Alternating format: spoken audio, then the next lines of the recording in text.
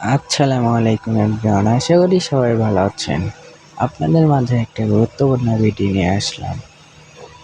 গাড়ির ইঞ্জিনটা নামানো হয়েছে। নামানোর পরে গাড়ির আগে শব্দ হইতো, ইঞ্জিনটা ফাটানোর পরে কানেক্টেড ছিল, ওই কানেক্টেডের বেরিংটা নষ্ট হয়ে গিয়েছে, এই জন্য একটা শব্দ হইতো।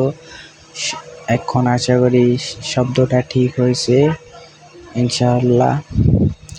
আপনাদের যদি কারো হয় তাহলে ভালো একটা মিস্ত্রি দেখা গাড়ির কাজ করবেন ইনশাআল্লাহ।